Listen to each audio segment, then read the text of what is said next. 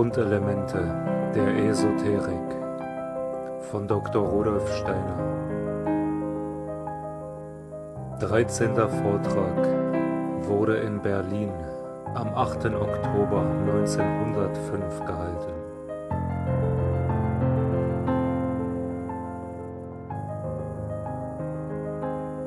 Dieser Vortrag soll ein zwischen die anderen geschobener sein, der auf manches in den anderen Vorträgen Licht werfen kann. Über das Wirken und die Wesenheit der Devas wollen wir heute sprechen.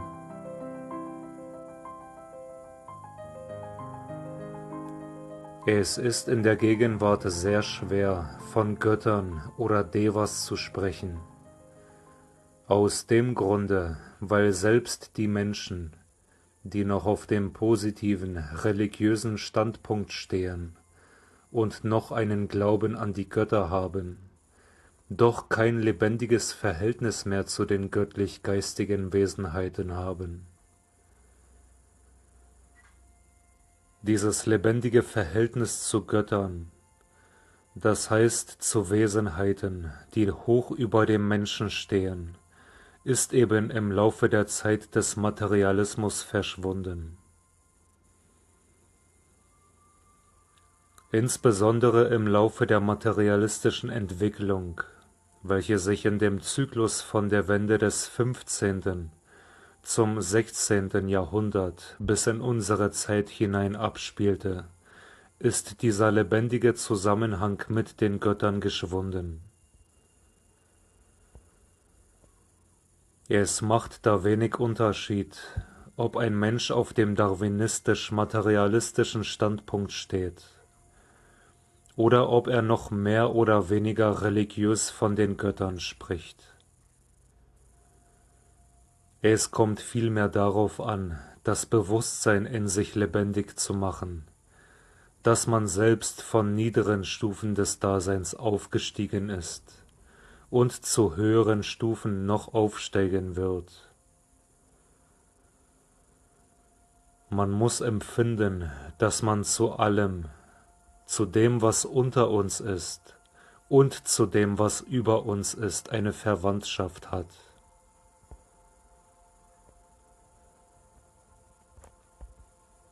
Die Lehre von den Göttern ist zuerst in ein System gebracht worden von dem Schüler des Apostels Paulus, Dionysius, dem Areopagiten. Sie ist aber erst im 6. Jahrhundert aufgeschrieben worden. Die Gelehrten leugnen deshalb die Existenz des Dionysius Areopagita und sprechen von den Schriften des Pseudo-Dionysius, als ob man erst im 6. Jahrhundert alte Überlieferungen zusammengestellt habe. Der wahre Sachverhalt ist nur zu kontrastieren durch das Lesen in der Akasha-Chronik.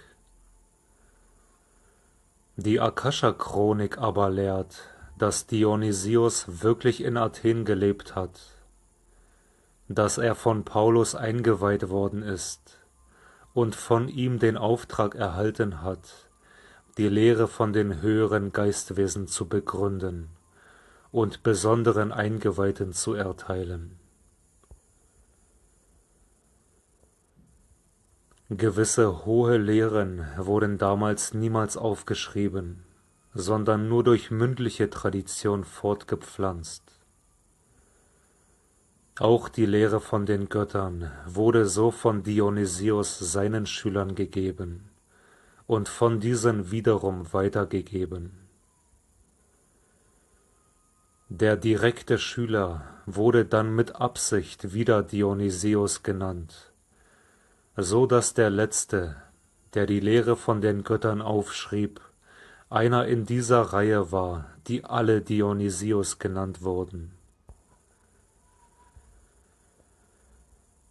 Diese Lehre von den Göttern, wie sie Dionysius gegeben hat, umfasst 3x3 Glieder der göttlichen Wesenheiten.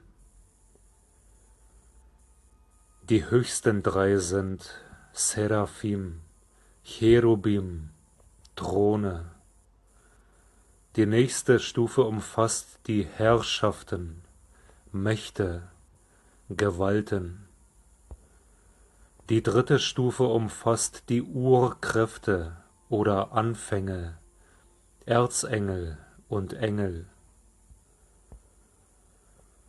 So oft in der Bibel steht am Anfang, bezieht sich das auf die Urkräfte oder Anfänge. Am Anfang schuf Gott Himmel und Erde.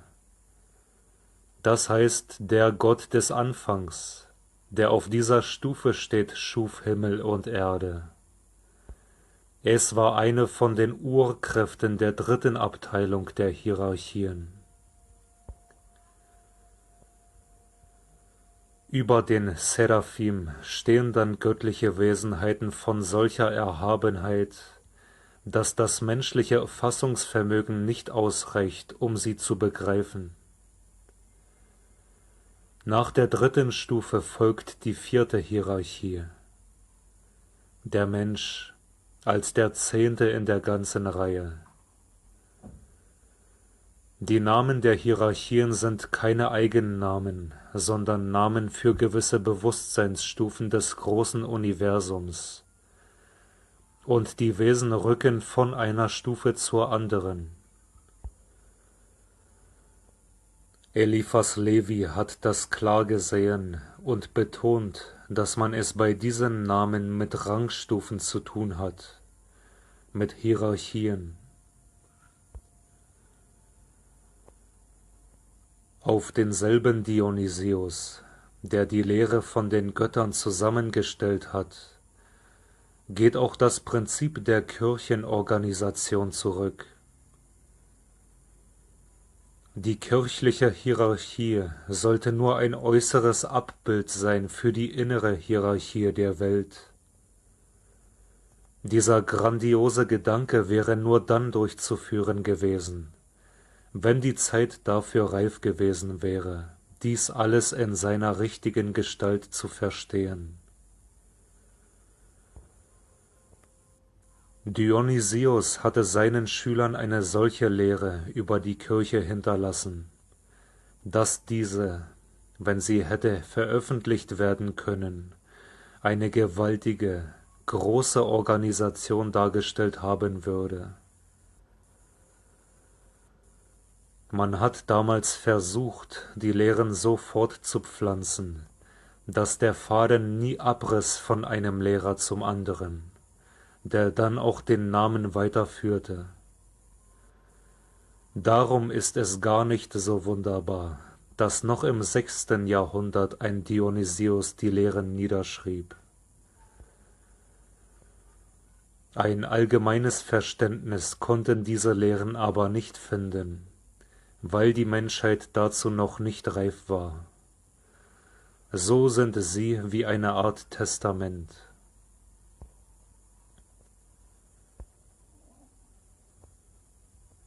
Je weiter wir zurückgehen, desto lebendigere Begriffe haben die Menschen gehabt von Wesenheiten, die über den Menschen stehen.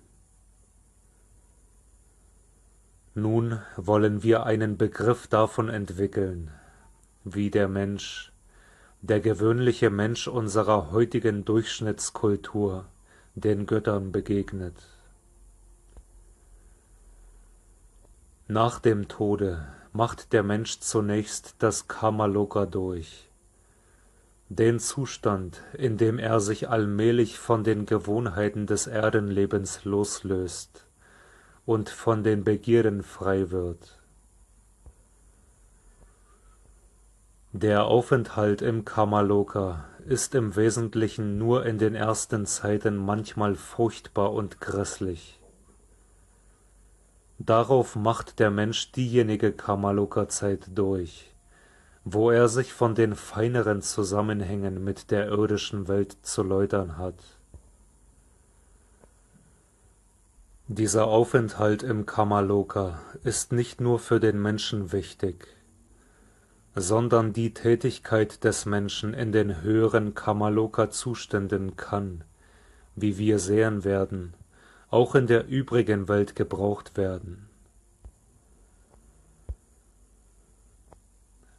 Nach dem Kamaloka geht er in den Devachan-Zustand über, indem er sich all das erarbeitet, was notwendig ist, um mit den Fähigkeiten, die er sich erworben hat, einen neuen Ätherkörper aufzubauen.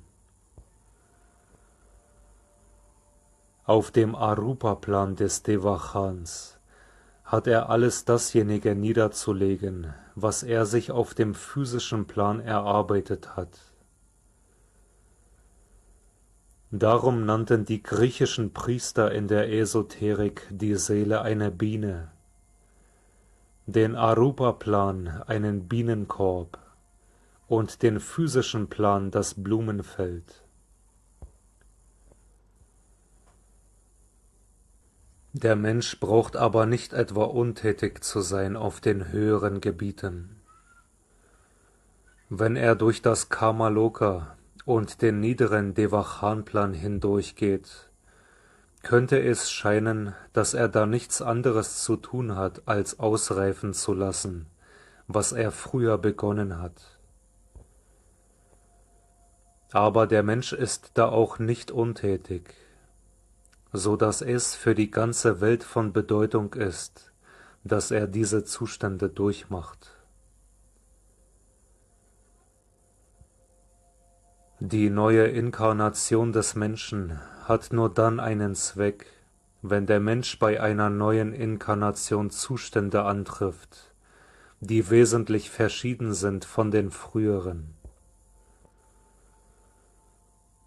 Normalerweise kommt der Mensch zurück, wenn die Verhältnisse so verschieden sind, dass er völlig neue vorfindet, so dass er völlig Neues hinzubaut. Das geschieht in dem Weltenzeitraum, nachdem die Sonne von einem Sternbild zum nächsten vorgerückt ist. Zum Beispiel gegen 800 vor Christus stand die Sonne im Frühling zuerst im Sternbild des Lammes, bis ungefähr 1800 nach Christus. Jetzt steht sie bei Frühlingsanfang im Sternbild der Fische. 2600 Jahre vergehen, bis sie von einem Sternbild zum anderen vorrückt. In dieser Zeit ändern sich die Verhältnisse ganz gründlich. Mit diesen Zeiten hängt die Wiederverkörperung zusammen. In der Zeit wird der Mensch gewöhnlich einmal als männliches und einmal als weibliches Individuum verkörpert. Man ist in einer Inkarnation eigentlich nur ein halber Mensch. Eine männliche und eine weibliche Inkarnation gehören zusammen. Durch die ganz anders gearteten physischen Verhältnisse auf der Erde ist nun eine neue Inkarnation nicht zwecklos. Wenn zum Beispiel eine Inkarnation eines Menschen zur Zeit Homers war, Sternbild des Vedas oder Lammes, Jason, das goldene Vlies, so hat er damals etwas ganz anderes durchgemacht, als er jetzt durchmachen würde. Diese Inkarnationen wären an sich scheinbar ein ganz mechanischer Prozess. Es gibt aber nichts Äußeres, was nicht im Inneren bewirkt wird. Man muss sich angewöhnen, überall von dem konkreten Geist zu reden, ihn aufzusuchen und zu sehen, was wirklich geschieht.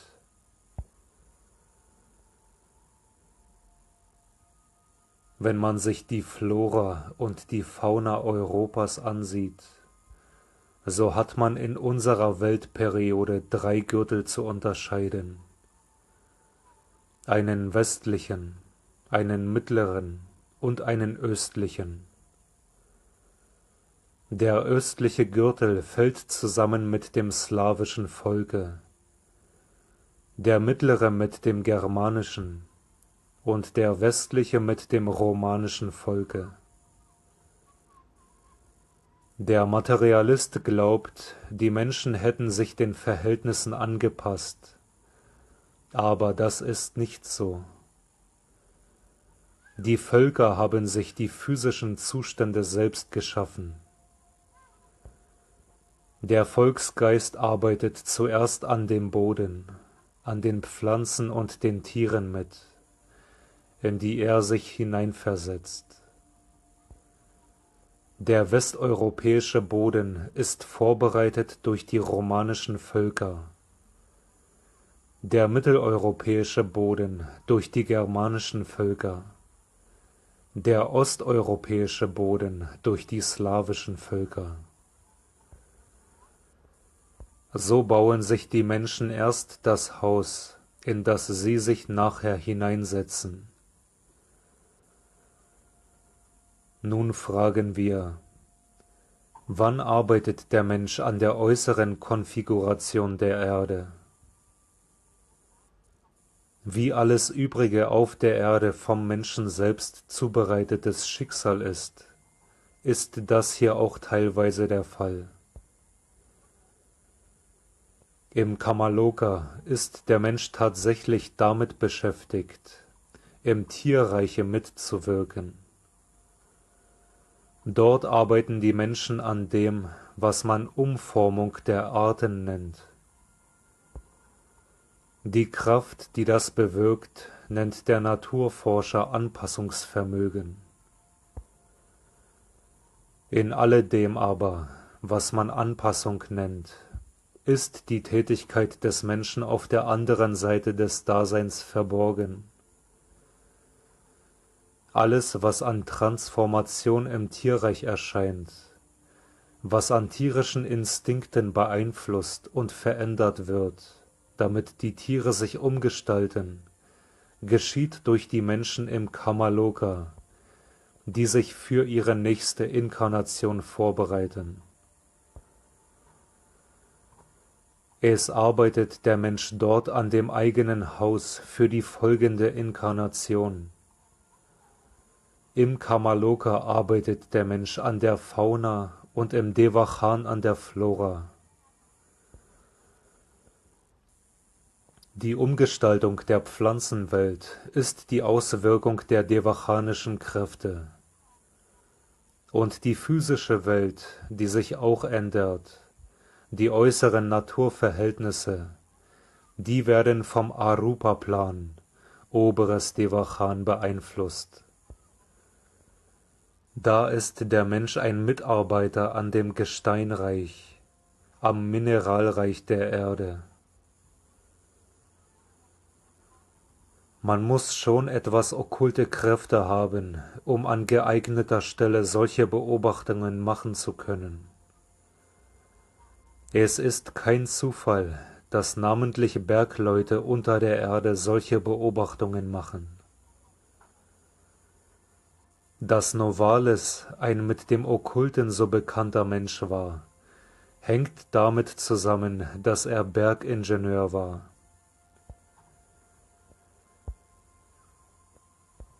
Wenn man bedenkt, dass der Mensch in den übersinnlichen Gebieten Kräfte entwickelt, aber dort noch nicht sein volles Bewusstsein hat, dann versteht man, dass diese Kräfte von höheren Wesenheiten gelenkt werden, von den Devas. Man unterscheidet verschiedene Stufen von Devas, astrale, rupamentale und arupamentale. Astrale Devas haben als ihr unterstes Glied den Astralkörper, so wie wir den physischen Körper haben. Der astrale Deva besteht ebenso wie der Mensch aus 7 Gliedern. Er besitzt also als 7. noch ein Glied, welches höher ist als Atma. Die Devas sind alle nach denselben Prinzipien aufgebaut wie der Mensch. Mit der Entwicklung auf die höheren Plane hinauf gewinnt ein Wesen auch an bewusster Macht und über die entsprechenden niederen Plane. Mit der Entwicklung auf die höheren Plane hinauf gewinnt ein Wesen auch an bewusster Macht über die entsprechenden niederen Plane. Der Mensch beherrscht auf dem physischen Plan heute nur das Mineralreich. Dort kann er selbst etwas bauen. Aber er kann noch nicht eine Pflanze oder ein Tier aufbauen. Bei dem Mineralreich hat er die Zusammensetzung klar vor sich. Auf der nächsten Stufe bringt er bewusst die Pflanze hervor, 5. Runde, und dann die Tiere, 6. Runde, und zuletzt bringt er sich selbst bewusst hervor, 7. Runde.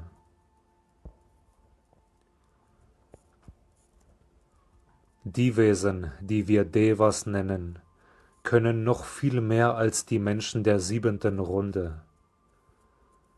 Sie können die Gebiete, die unter ihrer eigenen Welt liegen, gebrauchen. Sie können zu einem bestimmten Zweck sich auf kurze Zeit den Körper bilden, den sie brauchen. So kann ein astraler Deva, wenn er will, sich auf eine bestimmte Zeit physisch verkörpern.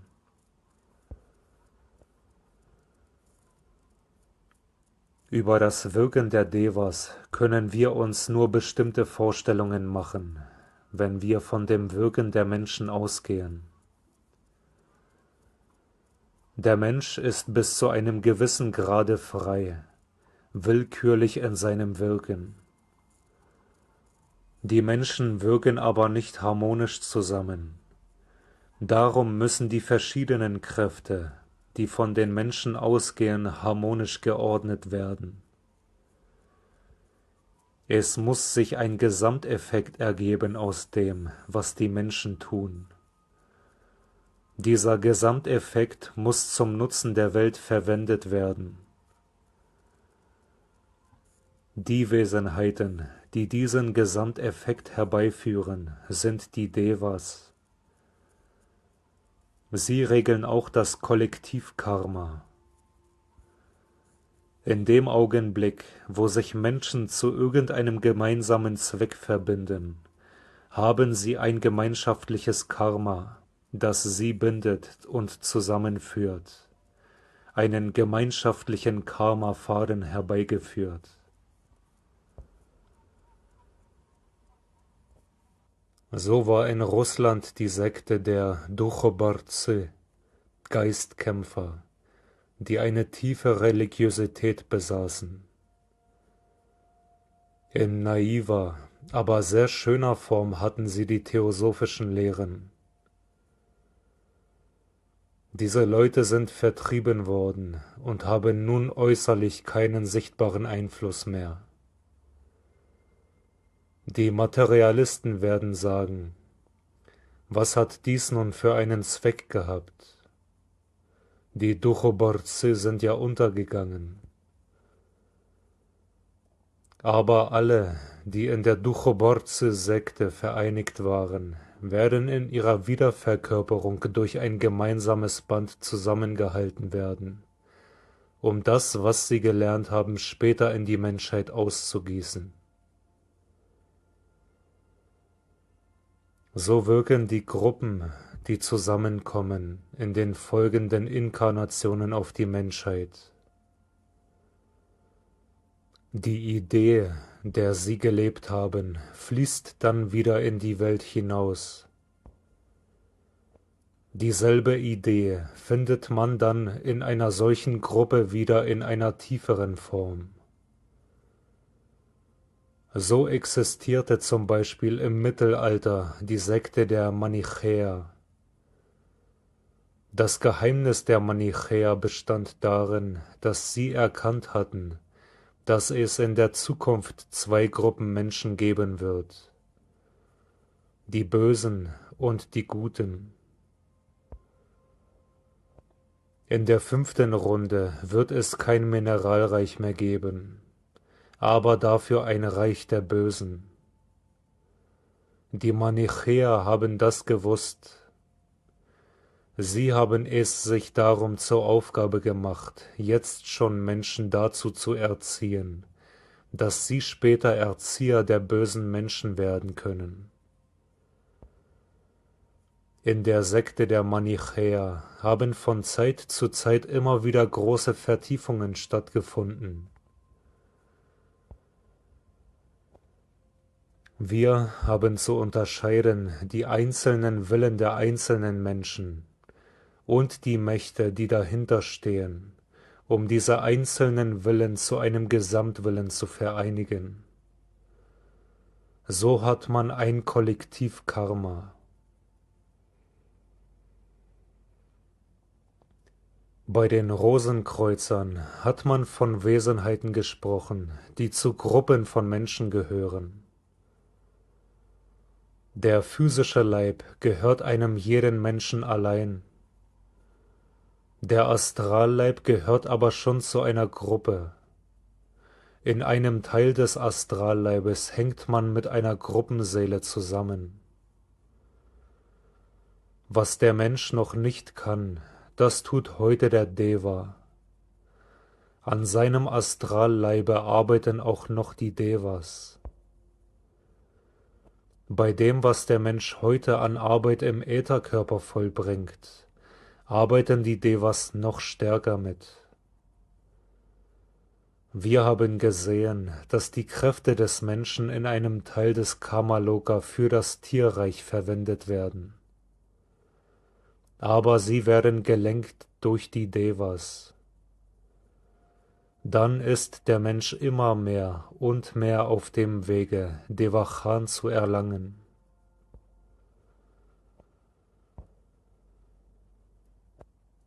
Eine besondere Art von Devas sind die planetarischen Geister, die Dyan-chohanischen Wesenheiten, die schon früher die Stufe erreicht haben, die die Menschen erst viel später erreichen werden. Sie stehen auf der Stufe, auf der die Menschen in der 6. und 7. Runde angelangt sein werden. Ein Planetengeist ist mittätig am Schaffen der einzelnen Teile der planetarischen Entwicklung. Der Mensch ist jetzt auf dem physischen, dem astralen und dem Devachan-Plan tätig. Alles ist Tätigkeit. Was ist nun zunächst die Bedeutung der Planetengeister für den Menschen in einem bestimmten Zustand? Die Planetengeister haben die Tätigkeit, wie sie der Mensch jetzt ausübt, auf vorhergehenden Stufen, auf vorhergehenden Planeten ausgeübt. Was sie damals aufgenommen haben, das haben sie jetzt als Weisheit in sich. Dadurch können sie die Lehrer der nächsten planetarischen Stufe werden.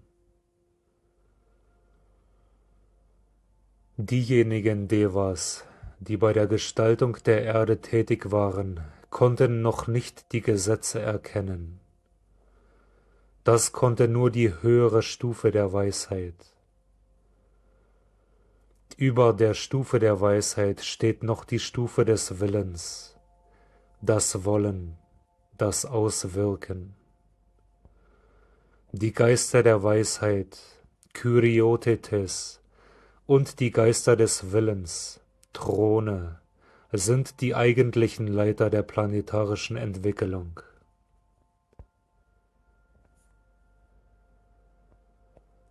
In der Zeit, als der Mensch noch ein astrales Wesen war, vor der lemurischen Zeit, wirkten die Devas in ihm und bildeten schon vor, was später bei ihm herausgekommen ist. Vor der lemurischen Zeit stieg im Inneren des Menschen ein Bild auf von der Umwelt des Menschen. Auch das Gefühl von Sympathie und Antipathie stieg in ihm als Bild auf. Dies war etwas, was die Devas in ihm aufstiegen ließen. Er wurde damals durch die ganze Regentschaft der Devas regiert. Dann hat er die Regentschaft in gewissem Grade selbst übernommen. Er war damals dienendes Glied in der Herrschaft der Devas. Jetzt ist er aber in gewissem Grade Gott verlassen. Nur in dem Teil, in dem er nicht Gott verlassen ist, wirken die Devas noch in ihm. Der Chela lässt bewusst die Welt wieder in sich aufleben, wie der Mensch in der vorlemurischen Zeit in Bildern kennengelernt hat. Die Begierden und Leidenschaften traten damals dem Menschen als aurische Bildung entgegen. Darin lebten die Gedanken der Devas. Aber alles in tief dämmerndem Bewusstsein. Nun musste vom Menschen das bewusste Sehen einer Außenwelt erkämpft werden, nachdem er das alles verloren hatte. Die Weiterentwicklung der Chelerschaft besteht darin, das alles bewusst wieder zu erobern. Das volle Bewusstsein bleibt ihm dabei erhalten. Das Medium, das heißt die Mediumschaft, ist dagegen ein Rückfall in die Vorzeit.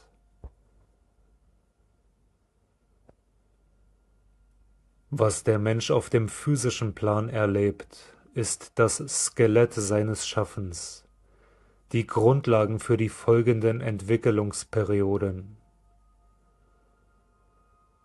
Durch die Berührung mit der Außenwelt bilden sich in ihm die Fähigkeiten, nach denen sich später die planetarische Tätigkeit einrichtet, nachdem der Mensch selbst ein Planetengeist geworden sein wird.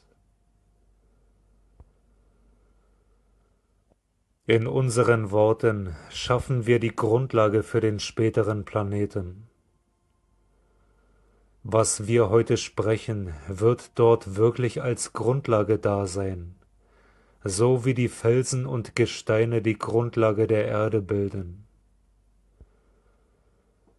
Die Erfahrungen werden auf einem Gebiete involviert, damit sie auf einem anderen Gebiete evolviert werden können. Eine Individualität ist soweit göttlich, als sie wieder ausatmen kann, was sie aufgenommen hat. Die Devas sind in dem Augenblicke Devas, wenn sie wieder zurückgeben können, was sie vorher aufgenommen haben. Uralte Weisheit ist das, was früher aufgenommen worden ist und jetzt wiedergegeben wird. Daher ist es Theosophie, insofern die Götter selbst einmal die Lehrer der Menschen waren. Karma ist das Gesetz. Der Deva ist der Verwirklicher des Gesetzes. Die Engel der Umlaufszeit verwirklichen das Gesetz, unter dem Gruppen von Menschen stehen. Der einzelne Mensch in einer Gruppe handelt instinktiv. Der Deva lenkt die Volksseele. Er ist eigentlich die Volksseele. Die Volksseele ist keine Abstraktion, sondern ein lebendiger Geist.